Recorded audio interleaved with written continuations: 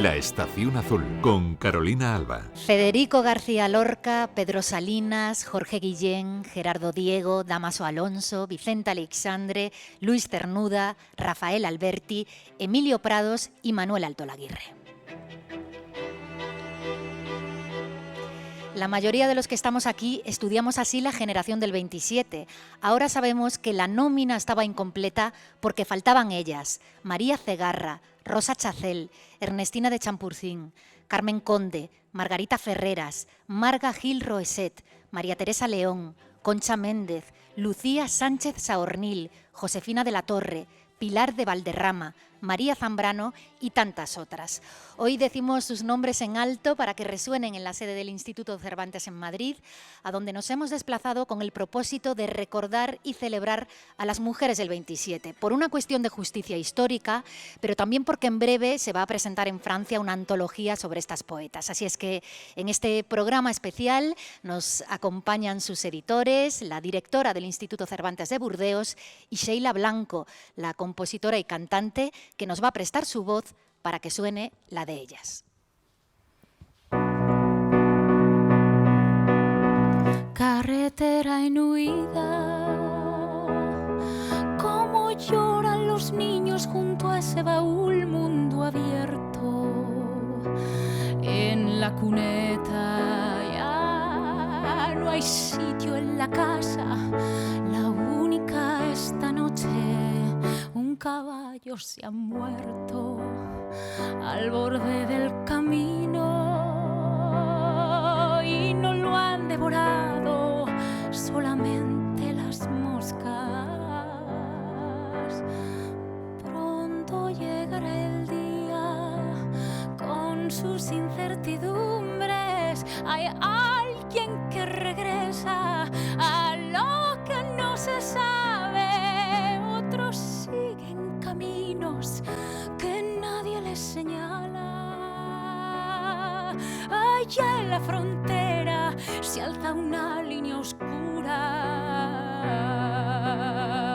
Hay un sabor a playa que ronda por las calles y los que no han dormido sacuden de sus frentes el olor del insomnio. El trenecillo eléctrico ha traído un puñado de poemas recientes y un trozo de paisaje como tiernos obsequios.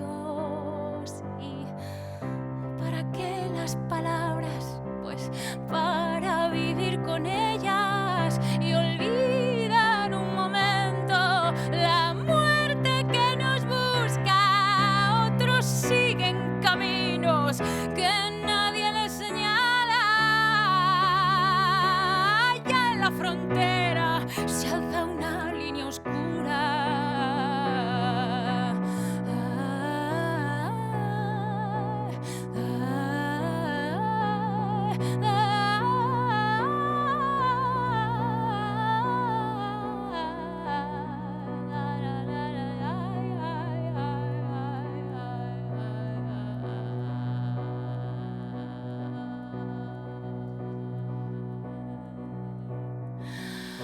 Y por fin un café, sin prisas y sin miedo, pero una taza es poco para tanta sed junta. La gitana nos pide monedas para un sello. Escribir o llamar surgen de todas partes. Tarjetas, telegramas. ¿Y ahora qué? ¿Y hacia dónde? Todavía hay quien mira nervioso el cielo claro. ¿A dónde vamos todos? Ya no hay nadie en la aldea. Otros siguen caminos que nadie les señala. Allá en la frontera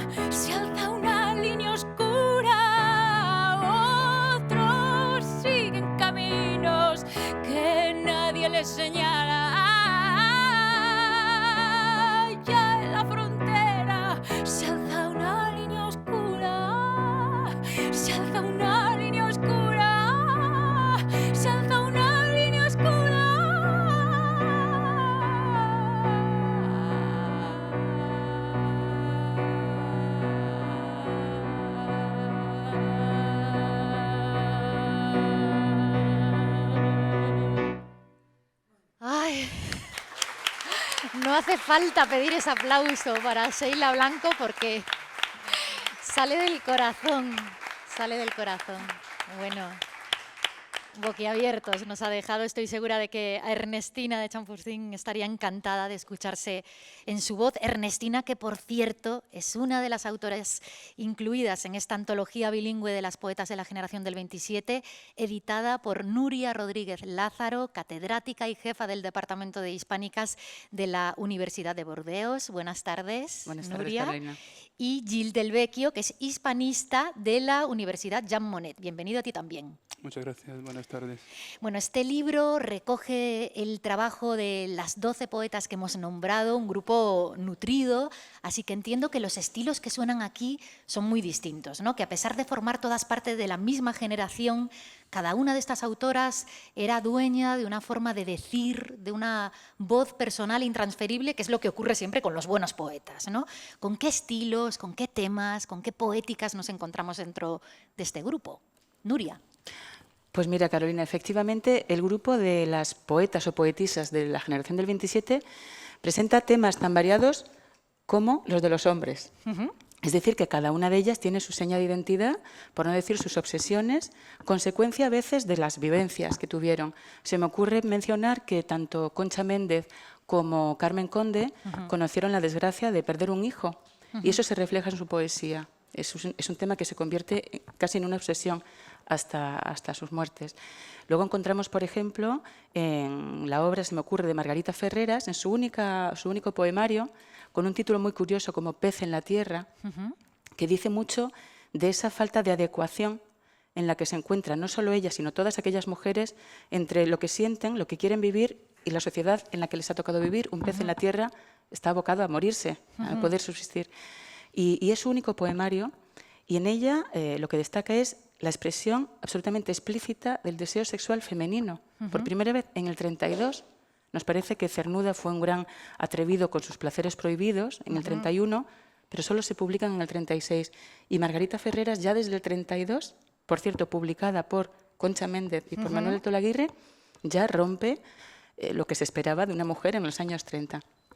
Solo son ejemplos. Cada una de ellas tiene, efectivamente, sus temáticas son muy variadas. También tienen, por supuesto, presentan convergencias, ¿no? Claro, claro. Cuando se habla de las mujeres del 27, resulta casi inevitable compararlas con sus colegas varones de generación, entre los que se encuentran además figuras totémicas como la de Lorca, ¿no? Que parece que eclipsa todo lo que tiene alrededor. Por un lado es molesto, porque de lo que se trata ahora es de reivindicar la singularidad y la valía de estas mujeres, pero a la vez también tiene sentido, yo creo, para entender las dificultades añadidas a las que tuvieron que enfrentarse ellas, y vosotros incidís mucho en el libro sobre este asunto, que se dejaron notar desde el principio también en el acceso a la educación, que era una formación que hasta entonces estaba reservada a los hombres, ¿no, Gil? Sí, efectivamente, la comparación es absolutamente inevitable en la medida en que tanto los autores como las autoras han vivido el mismo contexto, reciben la misma influencia. Hay que tomar en cuenta que el primer tercio del siglo XX es una auténtica efervescencia cultural.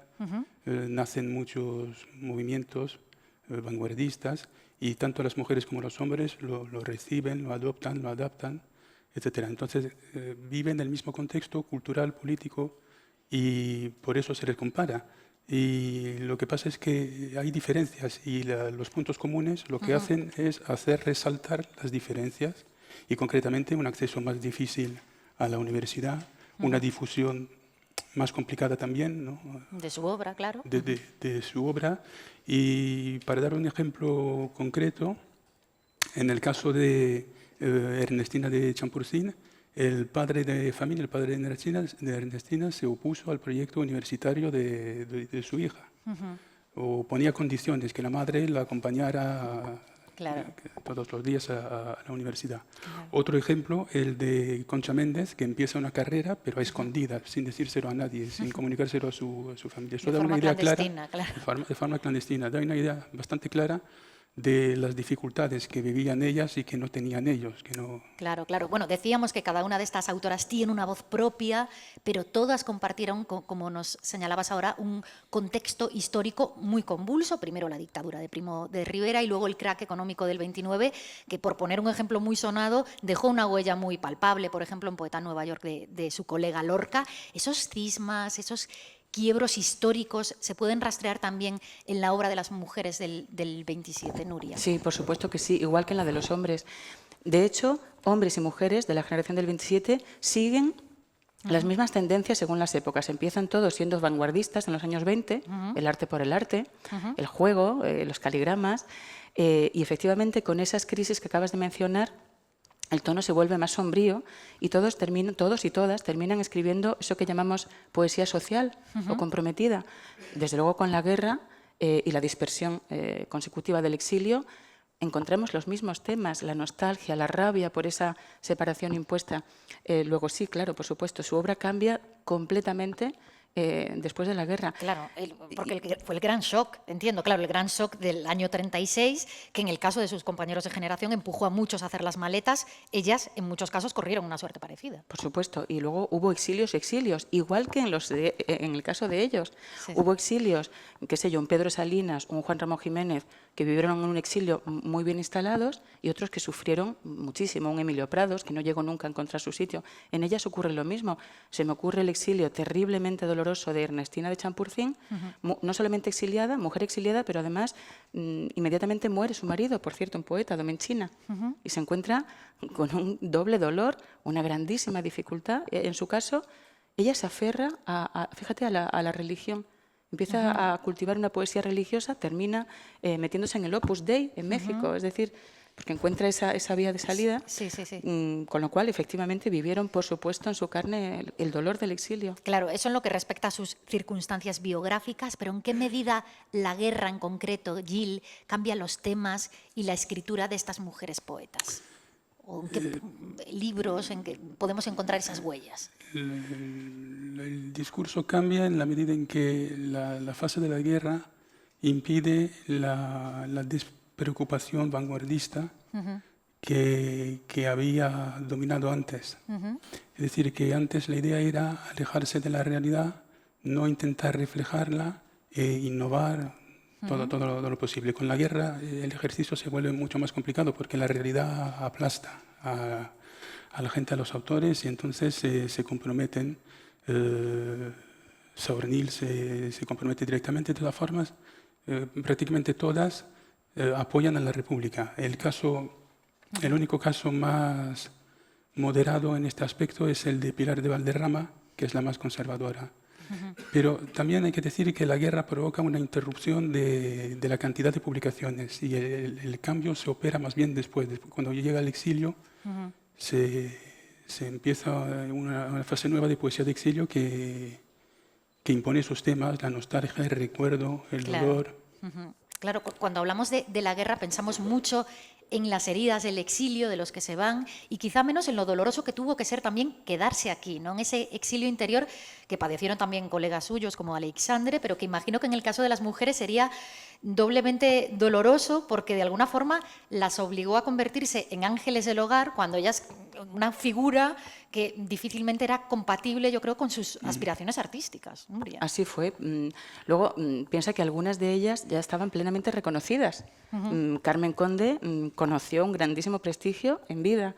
Y se me ocurre, entre las que fueron exiliadas interiores, a Josefina de la Torre, que había sido una mujer avanzadísima, pianista, violonista, actriz. Por cierto, dobló a Marlene Dietrich. ¿Ah, sí? Hasta físicamente se le parecía, era una mujer muy, muy avanzada, y de repente tuvo que, digamos, recluirse en su isla, en las Islas Canarias, y desde luego en la correspondencia hay muchísimo sufrimiento porque de la noche a la mañana se ve separada completamente de su grupo de amigos y amigas, sin saber nada de ellos, no sabía si los habían matado. Claro, es decir, claro, y sin no poder... existía WhatsApp. Exacto, es importante hacer el apunte, claro. No era, era todo mucho más difícil. Algunas se quedaron y no por ello sufrieron menos, efectivamente. Desde luego no. Para entender, yo creo, las dimensiones de este drama, también es importante compararlo con su actividad anterior, en la que habían conseguido integrarse en la vida intelectual del país, con muchas dificultades, con muchos obstáculos, por ahí estaban, y compartir espacios con sus compañeros de generación. ¿Hasta qué punto fue así, Gil? Fue así porque se conocían, colaboraban, trabajaban juntos,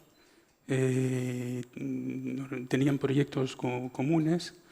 Lo que pasa es que la difusión era otra y el reconocimiento también era otra cosa, pero la implicación era total. Por ejemplo, Méndez y Méndez y Ahora nos bailan. Saornil, Sí. están totalmente implicadas en las revistas, y las revistas literarias tienen un impacto esencial en la medida en que difunden las novedades, las tendencias vanguardistas, difunden la obra de poética de la generación del 27, tanto la de los hombres como la de las mujeres. Entonces, esta explicación en la revista es esencial. María Teresa León, que se conoce como la compañera, digamos, de Rafael Alberti, es la cofundadora de la revista revolucionaria Octubre. Entonces, esto se dice pronto, pero tiene un impacto absolutamente esencial. Méndez y Champurcín son las cofundadoras del Liceum Club Femenino y también encabezan movimientos feministas para la liberación del estatuto de la mujer en la sociedad de aquella época. Muy efervescente, desde luego, su actividad. ¿Cómo se portaban ellos con ellas? Pues mira, me atrevo a decirte y a deciros a todos ¿Sí? que fueron absolutamente ninguneadas.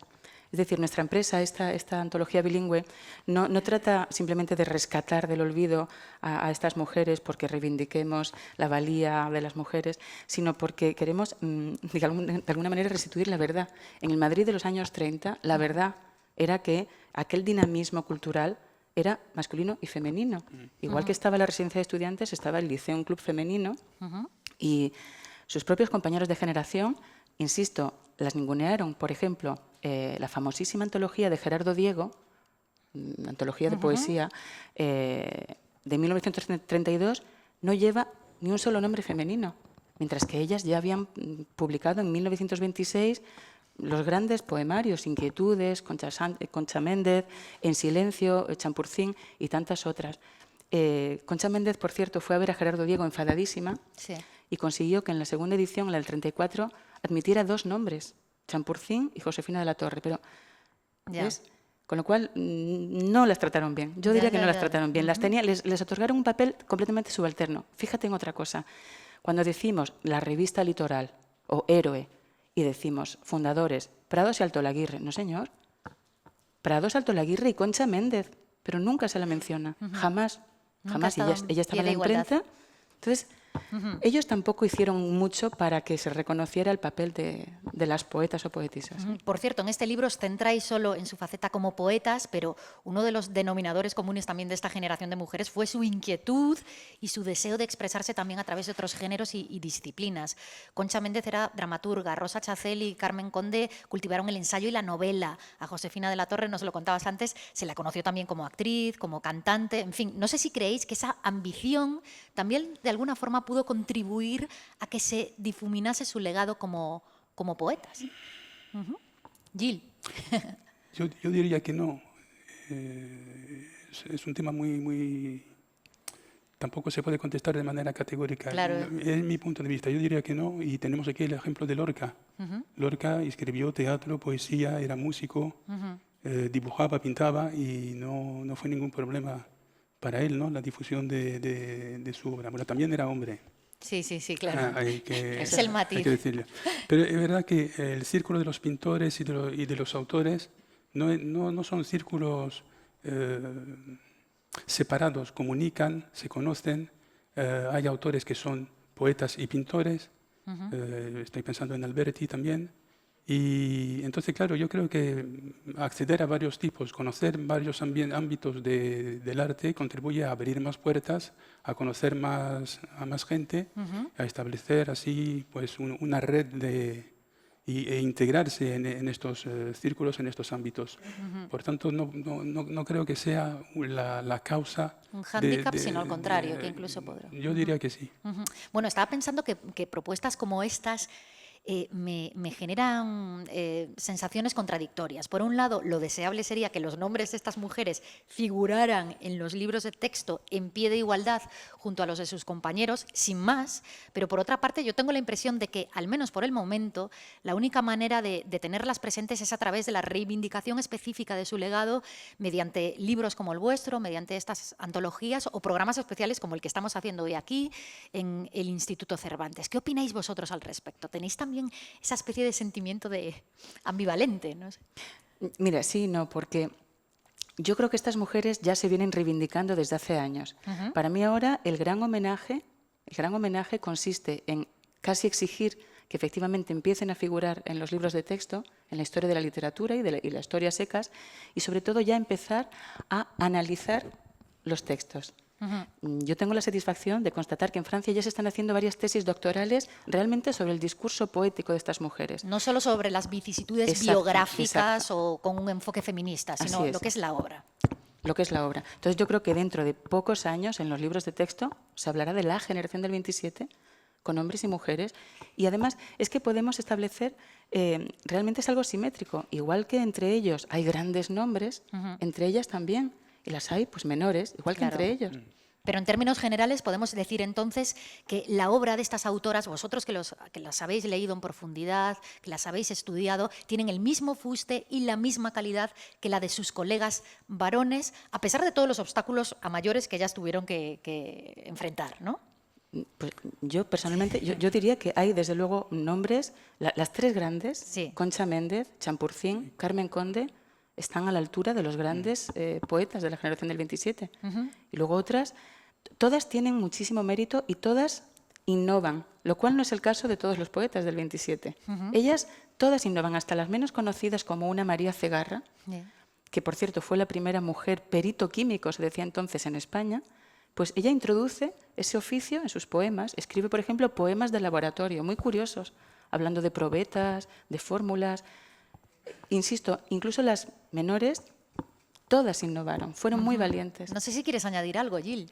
No, comparto completamente el punto de vista de Nuria. Incluso dentro del grupo de los autores hombres hay desequilibrios, hay diferencias. Sí. Entonces, comparar a un poeta con otro poeta es complicado, pero comparar el grupo entero con otro grupo es prácticamente imposible, no tiene mucho sentido. No tiene sentido. Bueno, pues muy bien, había que pronunciarse al respecto. Yo creo que era una pregunta polémica, pero pertinente, ¿verdad? De una vez por todas, para dejar las cosas claras. Nuria Rodríguez Lázaro y Gil Del Vecchio, autores de esta antología bilingüe de las poetas de la generación del 27 que publica la editorial. No sé si lo diré bien. A ver. No me atrevo en francés. Orbis Tertius. Bueno, sí. Dentro de una colección preciosa llamada Ordenado Paraíso, ¿sí? Centrada exclusivamente en la poesía. Vale. Bueno, pues muchísimas gracias por acompañarnos hoy aquí en este programa especial en el Cervantes. Más poesía, más literatura, más vida en la Estación Azul, Radio Nacional de España. Sheila Blanco, buenas tardes. Ahora sí, ya te saludamos. Muy buenas tardes, ¿qué tal? Muy bien, muchísimas gracias por acompañarnos aquí en la Estación Azul. ¿De quién es el siguiente poema que nos vas a cantar ahora? Pues la habéis nombrado varias veces. Voy a cantar a Carmen Conde, a la poeta quizás más famosa de esta generación, del 27 o de la Edad de Plata, yo creo que porque fue la primera académica de la lengua, ¿no? Es algo que consigue Carmen con mucho mérito, pero no porque no hubiera habido antes mujeres con esos méritos para formar parte de la Real Academia, ¿no? Esto fue en 1978 y yo siempre digo que, bueno, que hay que reflexionar sobre que la institución de la RAE existe desde 1713, ¿no? Tardaron un poquito. Tardaron un poco. Y este poema que voy a cantar ahora pertenece a su poemario En la tierra de nadie, se llama igual que el poema, es un poemario publicado en 1960 y es un poemario donde yo me encontré ese concepto poéticamente devastador o devastadoramente poético, ¿no? Que es el exilio interior, ¿no? Y es una declaración de intenciones. Yo creo que la tierra es de todos, pero no es de nadie, en el sentido que nadie puede llegar y apropiársela, ¿no? Y eso pues está presente en la poesía de Carmen, como en tantos otros poetas o artistas que vivieron ese exilio interior, ¿no? En esa España, que se quedaron aquí en la España de la posguerra. Bueno, pues va a ser un placer escucharte cuando quieras. Muchas gracias.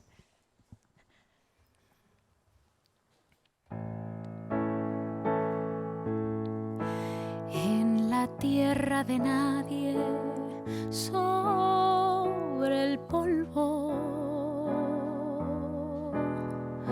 que pisan los que van y los que vienen, he plantado mi tienda sin amparo y contemplo si van como si vuelven. Unos dicen que soy de los que van, aunque estoy descansando en el camino. Otros saben que vuelvo, aunque me calle, y mi ruta más cierta yo no digo. Intenté demostrar que a donde voy es a mí, solo a mí, para tenerme, y sonríen al oír porque ellos todos son la gente que va, pero que vuelve, y sonríen al oír porque ellos todos son la gente que va, pero que vuelve.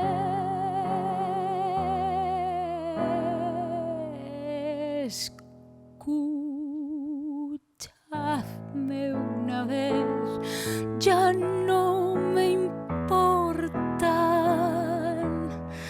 los caminos de aquí que tanto valen, porque anduve una vez, ya me he parado para hincarme en la tierra que es de nadie, porque anduve una vez, ya me he parado para hincarme en la tierra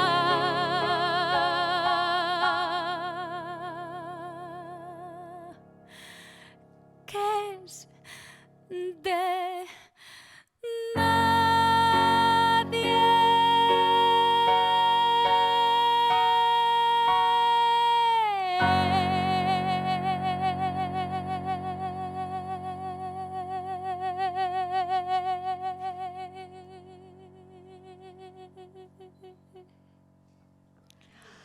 ¡Guau! Sheila Blanco cantando a Carmen Conde. No te vayas porque en un ratito queremos charlar contigo y que nos cuentes, que nos hables de tu disco. Estupendo. Sobre las poetas del 27.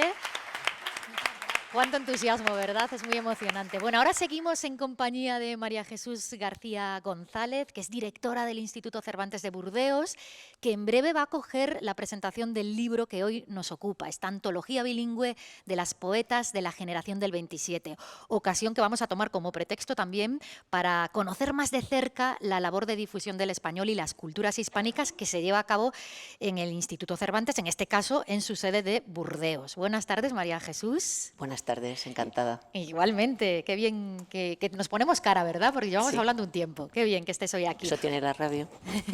Desde luego, bueno, en España los nombres de estas mujeres empezaron a sonar más allá del ámbito académico gracias al documental de La Sin Sombrero, de Tania Batlló, que hizo bastante ruido allá por el año 2015, pero yo imagino que en Francia siguen siendo relativamente desconocidas, o al menos bastante más que aquí. No sé si hacía falta reivindicarlas.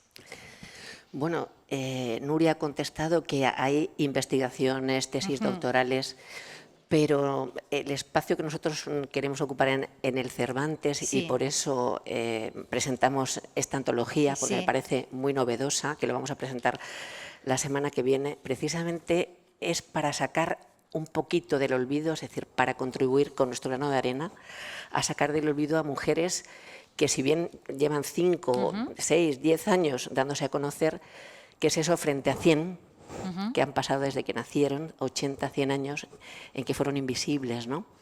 Entonces, para el Cervantes de Burdeos era una ocasión, cuando ellos me lo presentaron, muy interesante y además una antología bilingüe, o sea, que cumple con todos los criterios que nosotros usamos para presentar un libro, para presentar una obra, que será la próxima semana, el día 9 y el día 10.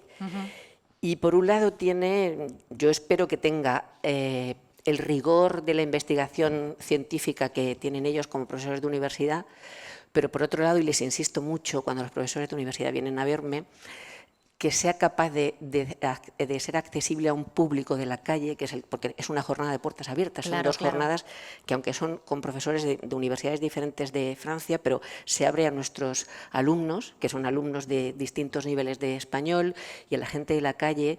Entonces, yo como directora de Cervantes querría, por un lado, su rigor, que estoy segura de que lo tienen, y al mismo tiempo esa comunicación que tiene esta sala y esta música que nos hace que nos llegue a todos esa poesía de estas mujeres hasta ahora muy poco conocidas o invisibles. Claro, bueno, el Instituto Cervantes de Burdeos ocupa la antigua Casa de Goya en la ciudad, ubicada muy cerca de la Iglesia de los Españoles y en pleno corazón del Triángulo de Oro de Burdeos. Entiendo que es un enclave golosísimo para todo tipo de actividades culturales y que te lloverán las propuestas, ¿no? ¿Qué criterios sigues tú para programar, para elegir los libros, los actos, los eventos que se presentan allí? Pues sí, tenemos primero el privilegio de estar en la casa de la que vivió Goya. Es decir, vivimos y trabajamos en el edificio que fue la casa de los últimos años de Goya cuando se exilió a Burdeos.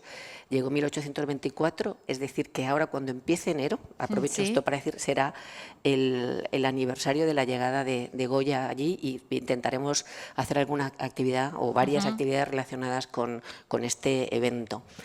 Y eso para que quede, porque el instituto es precioso, para que lo puedan imaginar. Estamos ahí, el edificio entero lo ocupa ahora el Cervantes, la casa era arriba el ático y se conserva prácticamente como entonces. Y efectivamente nos llegan muchísimas propuestas. ¿Qué criterios seguimos? Bueno, pues el Cervantes tiene todos los Cervantes tienen un doble criterio para elegir. Uno lo marca la sede, para que seamos todos hermanos y estemos bien amalgamados. La sede nos da unas líneas maestras y entonces esas las seguimos y hay actividad que ellos preparan aquí, y programación que ellos hacen aquí y que nosotros aprovechamos muy bien, a veces en itinerancia por los distintos países. Y luego hay otra parte muy importante en la que tenemos una gran autonomía, y esa parte es la que nos liga y nos engancha y nos conecta con la ciudad en la que estamos, con el país en el que vivimos, con el público que tenemos. Y esa es, digamos, más propia. En Francia, concretamente, tenemos la suerte de que vivimos en un país con muchísima actividad cultural y entonces tenemos muchas colaboraciones, tenemos la universidad, tenemos el ayuntamiento, tenemos museos, tenemos asociaciones, todos estos agentes culturales que se llaman, que no me gusta nada esa palabra, pero bueno, todos estos colaboradores nos traen propuestas, algunas las tenemos que dejar lógicamente y otras las acogemos en este caso porque me parece muy novedosa y bueno, por eso en este caso, pero sobre todo que conecte con nuestro público de alguna manera. Claro, ahora eres la directora del Instituto en Burdeos, pero antes lo fuiste en Casablanca, 2 continentes, 2 contextos muy distintos a nivel socioeconómico y cultural, entiendo. No sé si eso influye también en la forma de programar, si hay que tenerlo en cuenta. Totalmente. 2 mundos, o sea, son 2 continentes, 2 mundos. La verdad es que yo tengo un recuerdo inolvidable de Casablanca, me lo nombras y todavía sigo con esa emoción. Estoy en tránsito todavía entre... Sí. Estás de mudanza emocional. Estoy de mudanza porque estoy cumpliendo ahora un año, acabo de hacer unas grandes alabanzas a la cultura francesa, por supuesto, pero Casablanca tenía otro público. El público del Cervantes de Burdeos es un público muy formado, muy culto, en general un público mayor, un público que ya casi tiene su vida profesional hecha. El Cervantes de Casablanca es un público joven, inquieto, dinámico, por hacer. Entonces, en Casablanca, ¿qué programaba? Mucha música, mucho taller interactivo de danza, de baile, porque esos chicos que son jovencísimos Esto, con el nivel de español que tienen, pues a lo mejor les resulta un poquito Complicado. más complicado. Entonces, es muy diferente la programación. Por eso, el criterio es, el primero, unirnos a la sede y a todo lo que hace el Cervantes, y el segundo, vincularnos al país y a la ciudad y al público que tenemos. Entonces, Casablanca y Burdeos no tienen nada que Claro, ver. dos planetas diferentes. Me decías que en Burdeos hay una especial sensibilidad hacia la poesía, que es un género con el que siempre hay como ciertas prevenciones, ¿no?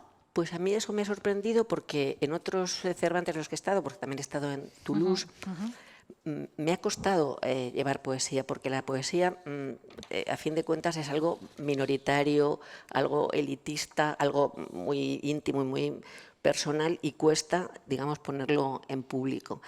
Pero en Burdeos, en el tiempo que llevo un año, ya hemos hecho algunas actividades en relación con la poesía y han tenido público. O sea, que siempre te sorprendes cuando llegas a un Cervantes, siempre hay algo nuevo. Y yo espero que la semana que viene la gente pueda disfrutar de estas jornadas y de estos poemas. De las poetas de la generación del 27. ¿Qué otras actividades va a coger el Instituto Cervantes de Burdeos en este trimestre, más allá de esto? Pues mira, tenemos este trimestre, vamos a tener casi 20, y que no me voy a poner aquí a relatarlas Claro. todas porque hay una web y tal, y sería muy pesada. Sí, sí. Te voy a decir solamente una por mes. Para que nos Para hagamos que la si idea. alguien quiere venir. La de octubre, porque ya estamos en octubre. Se llega comodísimo a Burdeos. Sí, son 800. Una hora he tardado esta mañana en venir. Sí, es que es una maravilla, lo digo porque si hay aquí algún interesado. Una hora de vuelo, la casa de Goya, la presentación de este libro. Sí. Pues en octubre vamos a hacer la presentación de la antología de poetas de la generación de 27. En noviembre vamos a recibir a Nayat El Hachmi, que es la escritora española de origen marroquí. Y eso lo hacemos, esta actividad la hacemos con la universidad, y la de Nayat la vamos a hacer con un festival que se llama Lettres du Monde, que acoge escritores no franceses, o sea, literatura extranjera para los franceses. Entonces, ellos invitan y nosotros, como españoles y como Cervantes, acogemos a nuestro paisano, y en este caso a Nayat, que a mí me gusta mucho, y como vengo de Casablanca, Nayat presentará su última obra, Mujer de leche, Madre de leche y miel. Y después ya en diciembre, como rematamos la presidencia española de la Unión Europea, porque hemos ido programando actividad en relación con que nosotros éramos este acontecimiento, que éramos presidencia estos 6 meses, pues vamos a terminar con un encuentro entre Sergio El Molino, que es un escritor muy conocido ahora aquí, luego, la España y vacía. muy polifacético, muy observador de la realidad, un buen analista, con un francés que se llama Ludovic Lamant, que es especialista en Europa, y vamos a hacer una disertación, ellos van a hacer y nosotros vamos a escuchar, sobre imaginar Europa en 2050. Porque el instituto aquí, el instituto lo hizo, este instituto de Central, lo hizo Imaginar España en 2050. Entonces yo he copiado ese modelo y lo vamos a hacer, pero con Europa. Lo vais a trasladar al Y contexto lo vamos europeo. a trasladar y ellos discutirán y hablarán sobre cómo imaginan, cómo ven el futuro de Europa con estos desafíos que tenemos ahora mismo, estas Con crisis, estas incertidumbres, estas zozobras. Sí, dentro de unos 50 años. Y con eso terminamos la presidencia y terminamos el año. Esto en diciembre. Antes, los días 9 y 10, esas jornadas sobre las poetas del 27, la presentación del libro que hoy nos ocupa, María Jesús García González, directora del Instituto Cervantes en Burdeos. Muchísimas gracias por venir, por volar hasta aquí, hasta la Estación Azul. A ti, encantada. La Estación Azul, el programa de literatura de Radio Nacional de España. Cuando quieras.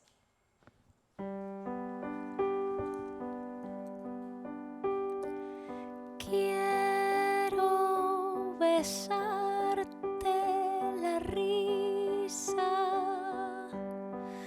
y sus notas cristalinas,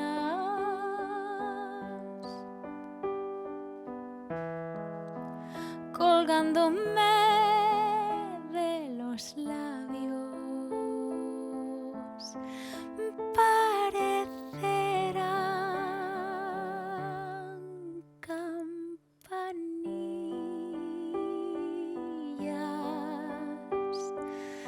quiero besarte, la luz que brota de tus pupilas.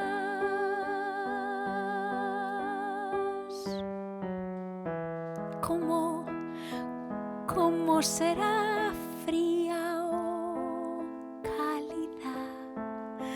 Lo mismo que cuando miras.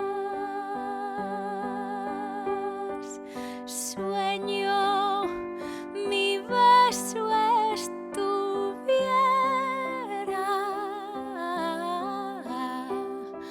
lejos, lejos, lejos del radio en que gira.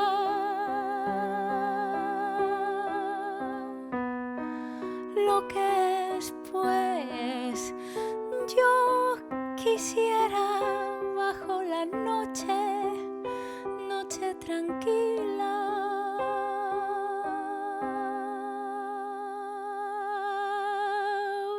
Besarte lo que ninguno hasta hoy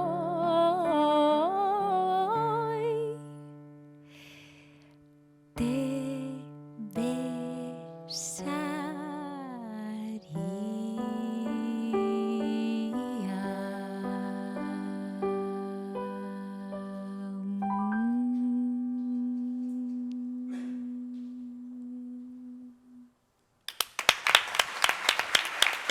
¡Qué maravilla!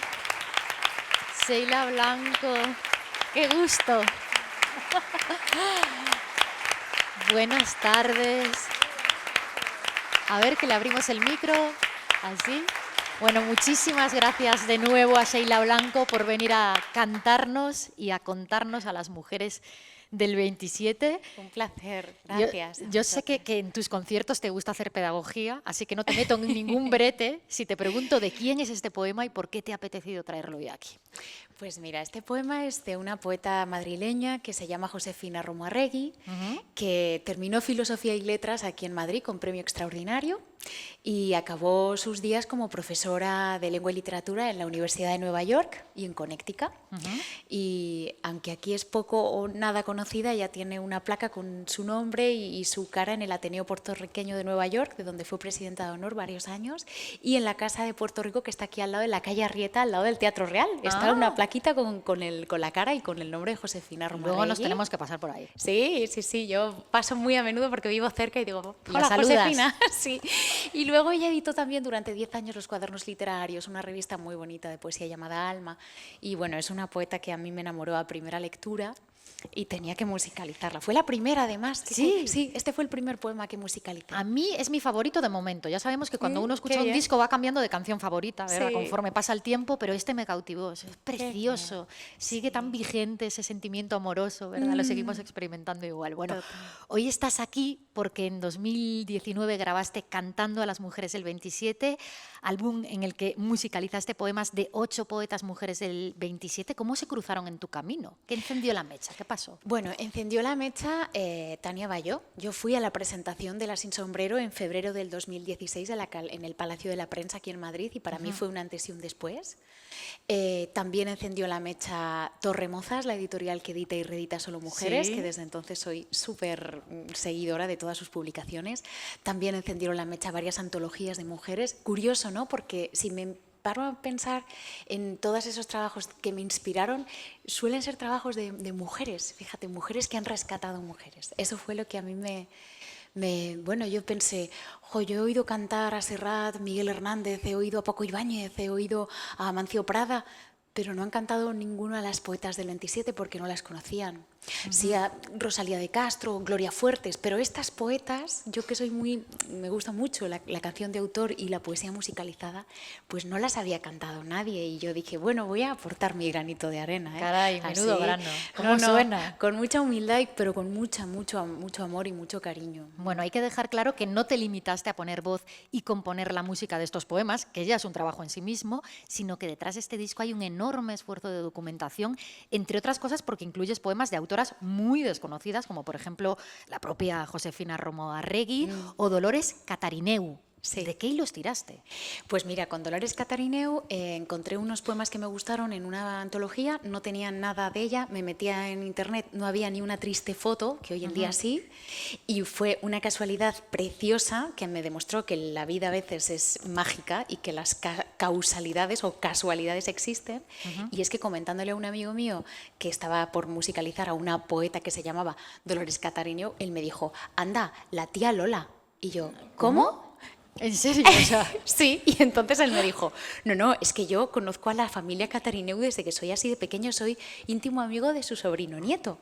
Y entonces imagínate, yo pasé de la nada al todo. De hecho, ha sido la única casa que he conocido de esta poeta, la casa en la que ella vivió sus últimos años con su marido, que está en el corazón de Chamberí, en Martínez Campos. Sus ventanas dan al Museo Sorolla y pude ver su biblioteca, pude ver sus textos escritos en mecanografiados, la apuntaron a clases con un tal Juan Ramón Jiménez, entonces vi las correcciones de Juan Ramón Jiménez. Ese chiquito. Ese hombre, y fue a clase también con un tal Miguel Hernández de los años 30, o sea, es que encima eso vas tirando y es tan ilusionante y fascinante toda la historia que bueno, que además le puse una música que además me quedó un poco chotis la tía Lola, ¿no? Que es muy madrileña ella. Sí. Bueno, aunque estamos hablando de un disco, de alguna forma pensaba yo que tu disco, que tu álbum funciona como una antología porque has tenido que elegir solo un puñado de poemas. No sé qué criterios has seguido, si pensabas en los más representativos, en los que se prestaban a ritmos distintos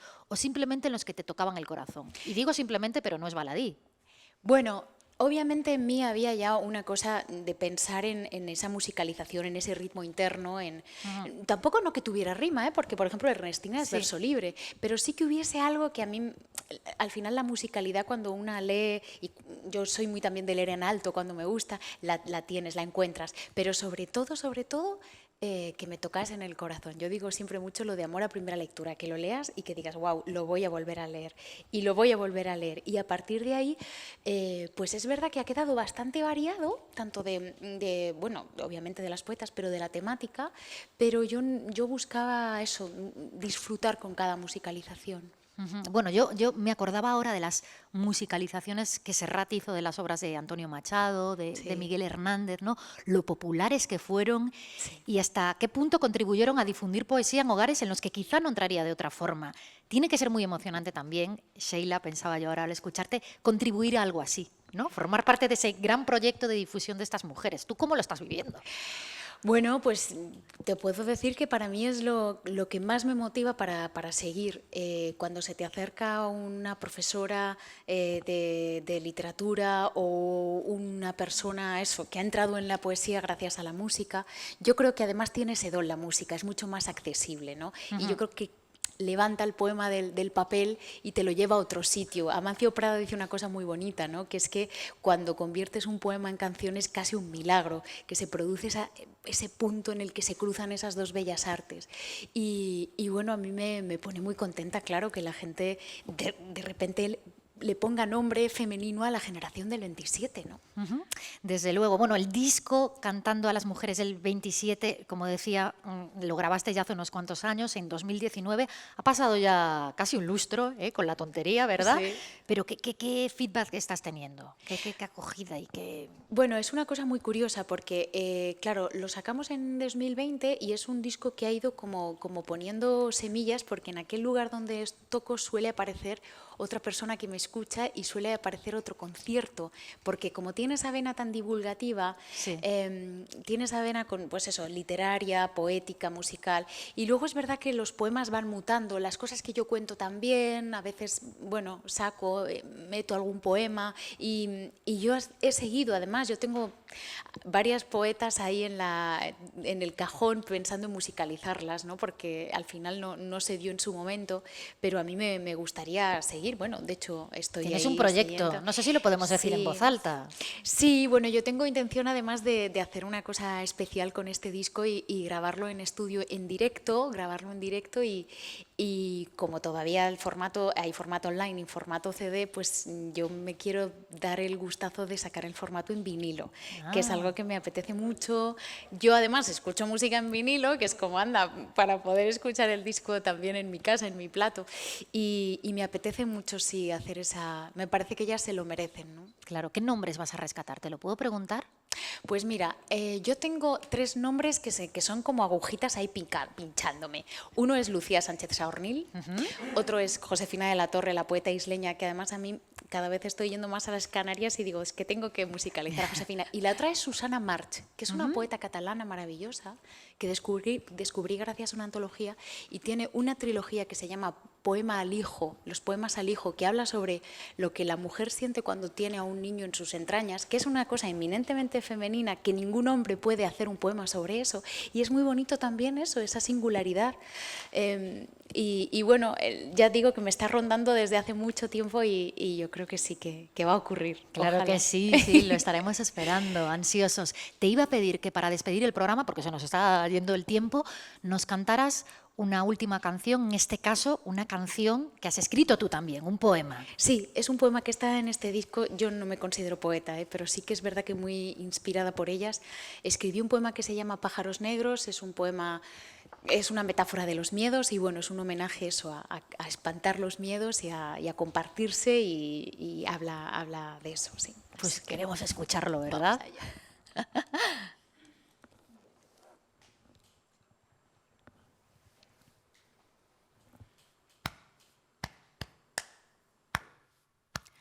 Ahí vienen los pájaros negros a picotearme.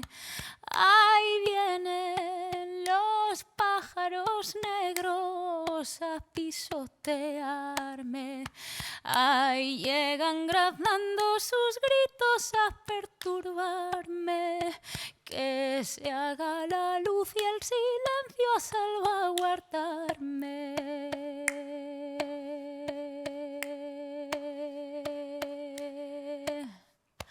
Ahí llegan con sus plumas negras erizando el viento.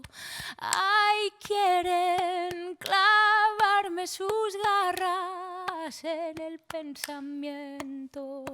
Que dejen marchar a estas pobres con su recuerdo. Que dejen que el cielo me guíe, que yo me pierdo.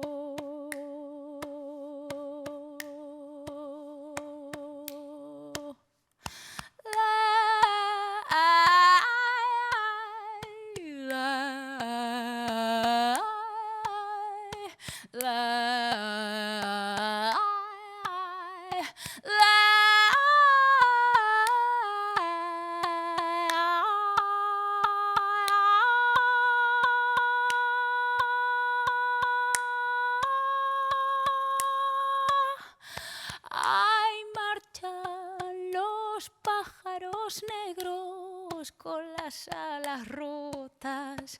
Ay, marchan los pájaros negros, ya me dejan sola.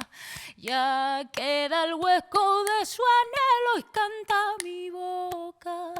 Y escucho el eco de su vuelo y me vuelvo loca. Ya queda el hueco de su anhelo y canta mi boca. Y escucho el eco de su vuelo y me vuelvo loca.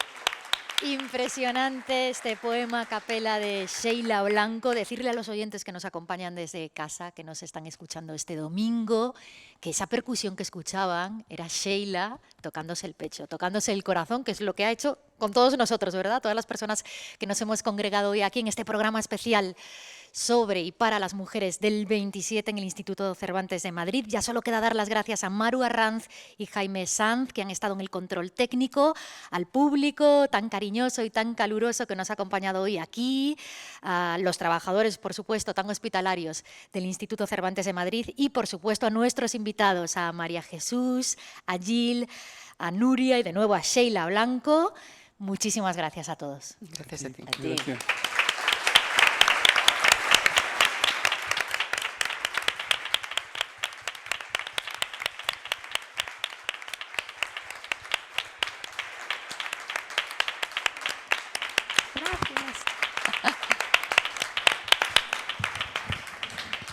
Muchas gracias.